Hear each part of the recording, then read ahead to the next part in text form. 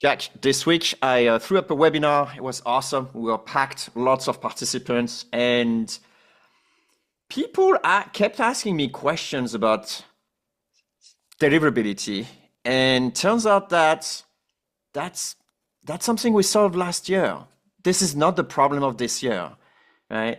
A lot of people were like, "Oh, we're using spin tags, whatever." I said, "No, we solve it. Use reword with AI." But does it work? Yeah, it works fucking great. It's like, okay, I'll give it a go. And then some people Hmm. were saying like, yeah, but I'm sending like hundreds of emails and I'm not getting replies. I say, yeah, the problem is not deliverability. It's your replies. And I think that's what I want to talk is like in 2025, I think it's about time we are switching gears. I'm not thinking purely about deliverability, especially now with deliverability AI. We switch your inbox automatically if it doesn't perform. So it's like there's no excuse whatsoever.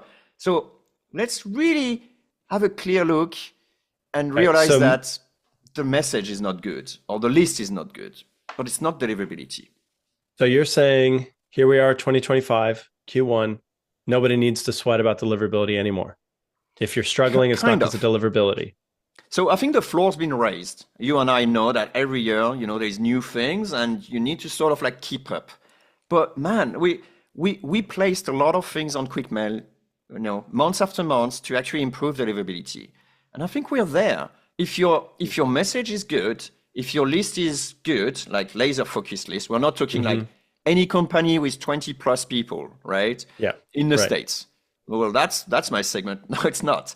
So right. if you're really talking about that, I think deliverability is not a problem anymore, right? Unless you want to contact like 50,000 people a, Is a day because you don't have results. And I think that's a There you key go. thing. Okay. So this is a fundamental shift for the team that's sitting there very unhappy with their open rate. Um, I'm hearing that if you're still unhappy with your open rate, don't go blaming the deliverability Correct. gods or the modern spam filters. It's because you didn't set up things right. Because teams that they're not having a deliverability challenge anymore.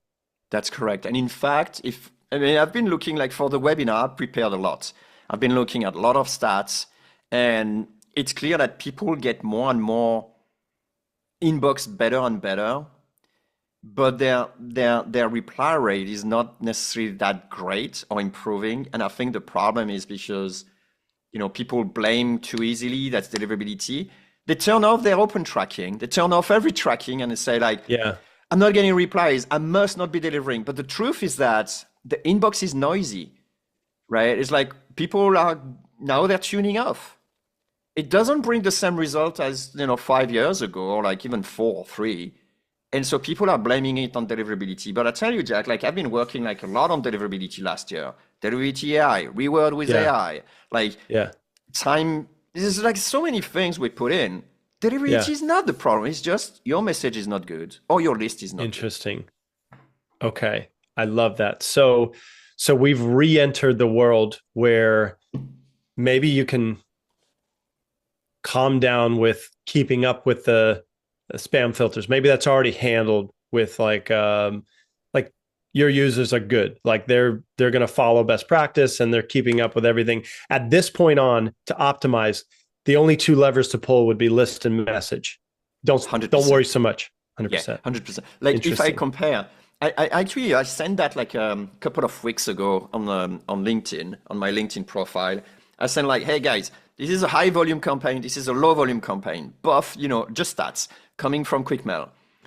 Same number of replies, but one is sending 10 times more. Well, we're talking like, 65,000 emails, I'm not even sure it was, I think it was per week. Same number of replies. Same number of replies. And the guy was just like sending like, I don't know, 200 emails or whatever. Like it was like the difference was like, day and night. Crazy. And it's like, yeah, So that's in what it that is. example, so you compared like the high volume approach and a lower volume. Was it very clear that the high volume just had a crappier list and worse messaging, whereas the low volume had it right? Correct. Interesting. The high volume one was just basically the message was not good. And I suspect the lead can't be good. Here we go. So 64,000, but like between 30 and 60,000 emails per day. And the other one was sending only like 60 to 50 a day, and not even like whole days. Oh my And they got like gosh. the low volume are actually like more responses. But I think that it's basically due to the high volume one was just like spray and pray. Was just trying to like to grab anyone, everybody. And so by doing that, they grabbed no one. Wow. It's I not a think that's deliverability problem. They had like tons of inboxes. Like, this is not the problem. okay. Stop obsessing about this. Okay. Yeah. So then let me like kind of troubleshoot, because this is going to be a radical departure for the sales team that's like, Googling deliverability hacks, right? Yeah. So if I'm understanding, um, the small batch campaign you said was sending like around 60, 70 emails a day, like starting Yeah. 60 to 70 prospects. Okay. 60, I mean, 60 was the highest day. And they had like Wow. 1, 2, 3, 4, 5, 6, 7, 8, 8 days out of Amazing. 30 days. That's awesome. Okay. And then, like, what would the first step be if, let's say I'm a sales team sending high volume and not getting it done? Is step one like throttle down your volume because it's not working? Stop. You can carry on, but I think it's a psychological problem here at this stage. It's like, hey, we're getting so few results, we can't afford not to carry on full speed. That's psychology. In So what I fact, we would have to say, double it. yeah, exactly, right? But that's a crazy thing is that if you bring like that volume, the low volume guy, you could do that in parallel. It doesn't require necessarily more time. I think it requires more understanding of your market and more laser focus. Yes. So what I was saying during the webinar, and I'm happy to repeat it here, basically for us, specifically what we do is we had a human actually just going, verifying each website to think like, is it really this, right? Do they actually are really fitting our ICP? So for Wow. us, it's like lead generation agencies, but Right. they need to be using not cold calling, just cold email or LinkedIn or both, even Right. better, right?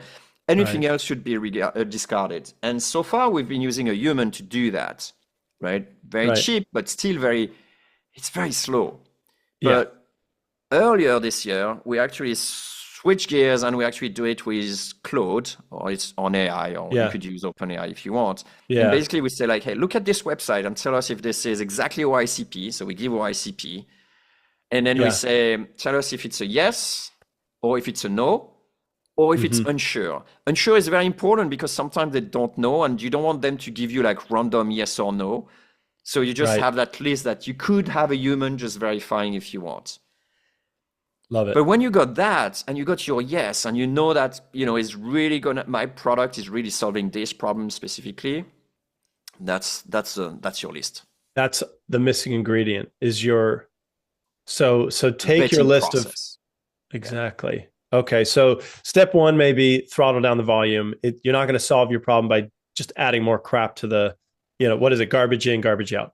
Right. So step one, throttle it down. Step two, clean your list. But what's fun in 2025 is like when we talk list cleanup, it used to just mean like double verify your Yeah, email, exactly. right? No Yeah. bounces, right? Yeah. There you go. Good times. So now it's like verify your account is really a good fit for this offer, right? I might go one other layer, Jeremy, and that is, are you sure you're contacting the best person at said account, right? Mm-hmm. So imagine, oh, you got a co-founder, that's great. I've seen a lot of bad data with Apollo on, especially in Oh a yeah, like a it's really person bad. side. So I would imagine if like sorry, but if you're using Apollo just to like hope you got the right job title, they may have left 3 months ago and you're still reaching out to them. So I would put a Mhm. person check. That's going to be a little bit tougher, but I'm sure AI can definitely help with Yep. this. Yep. And so then like I think we're good with list. We probably can't get a whole lot better than like verified account, verified person. Anything else on the Yep. list? Sweet. Kind of. So I think my link, like the second thing is obviously the messaging, and we could spend a lot of time. I mean, in fact, we got 400 episodes on our podcast about how to craft We good need to stop. messages. Yeah, just like whatever. But here's the key thing: is if you've been contacting that huge market with like 60,000 people every day, right? Or it's email, so it's not really the people. So if you Yeah. divide, let's say divide it by 3, you're Whatever. only contacting 20K a day That's with crazy. people. That's crazy. I don't say like you're saying like throttle the list down, the volume down. I say like you don't even need to do that. Like grab everyone you already contacted because there is a chance that you were doing it wrong anyway. So And they grab the never saw people it. you already Hmm. contacted exactly, and then make this premium list out of that. So you don't even need to stop your process, do something parallel. Just grab the Nice. people you already contacted. See your list. Nice. Yeah. And the next thing is, I would say, then you're gonna say, like, hey, but Jeremy and Jack, we already contacted them. They say they didn't reply or whatever. It's like, but hold on a second. I say, then the message should not be to sell your product, which is probably doing, but to sell actually the meeting.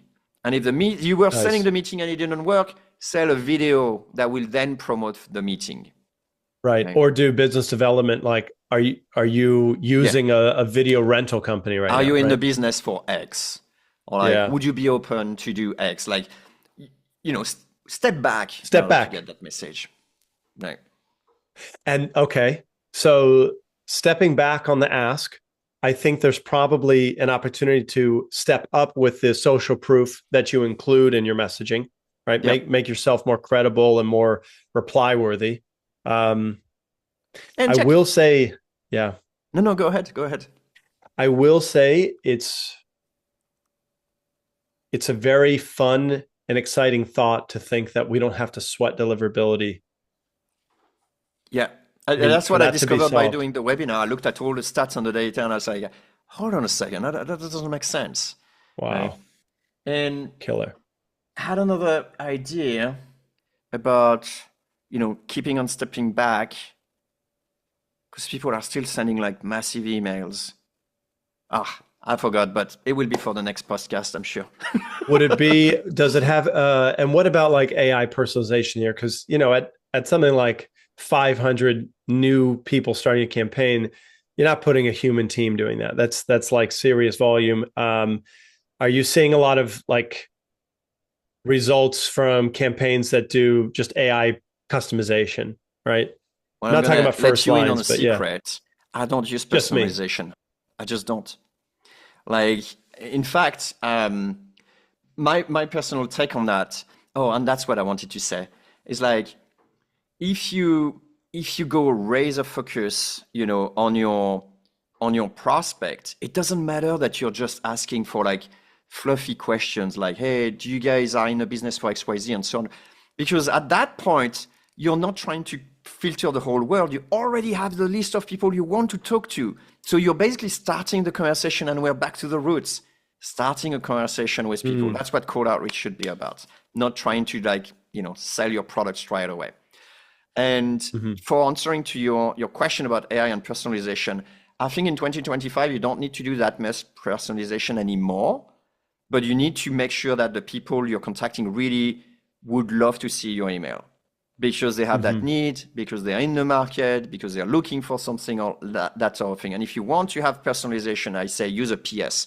You will have less chances of getting it wrong because my take, Jack, is I think a lot of people who are using like AI personalization, whatever, I think they shoot themselves in the foot by having like bad personalization that actually Yeah. just is counter. Like, I'm pretty sure they will get better results without adding those bad personalization.